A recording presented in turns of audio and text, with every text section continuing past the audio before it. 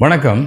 கடந்த 23 நவம்பர் அன்று அந்தமானுக்கு கிழக்கே மலாக்கா நீரிணை பகுதியிலே ஒரு காற்றழுத்த தாழ்வு பகுதி உருவானது. அந்த காற்றழுத்த தாழ்வு பகுதி வலுவடைந்து புயலாக மாறும் என எதிர்பார்க்கப்பட்ட நிலையில் அந்த காற்றழுத்த தாழ்வு பகுதி புயலாக மாறாது என உறுதி செய்யப்பட்டுள்ளது. இந்நிலையில் இன்று 25 நவம்பர் 2025 காலை 5 மணி நிலவரப்படி இலங்கைக்கு தென்கிழக்கே சில நாட்களாக நிலவி வந்த வளிமண்டல மேலடுக்கு சுழற்சி இன்று வலுப்பெற்று ஒரு காற்றழுத்த தாழ்வு பகுதியாக மாறியுள்ளது.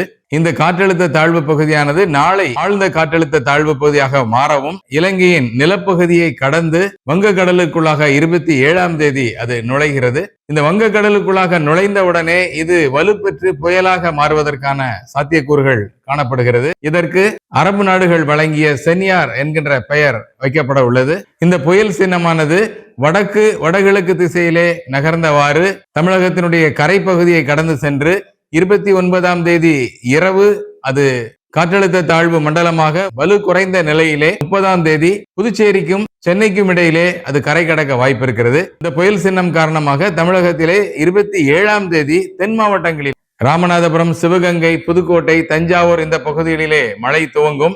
28, 29, 30 ஆகிய தேதிகளிலே டெல்டா மாவட்டங்கள் துவங்கி, அதாவது நாகப்பட்டினம், திருவாரூர், மயிலாடுதுறை, காரைக்கால், கடலூர், புதுச்சேரி, விழுப்புரம், செங்கல்பட்டு, சென்னை வரைக்குமாக மிக கனமழையும் ஒரு சில இடங்களிலே அதி கனமழையும் பெய்ய வாய்ப்பு இருக்கிறது. இது மட்டுமன்றி உள் மாவட்டங்களிலேயும் பரவலாக மிதமானது முதல் கனமழை வரைக்கும் காணப்படும். இந்த புயல் சின்னமானது 30ஆம் தேதி பிற்பகல் புதுச்சேரிக்கும் சென்னைக்கும் இடையே கரை கடக்க வாய்ப்புள்ளது.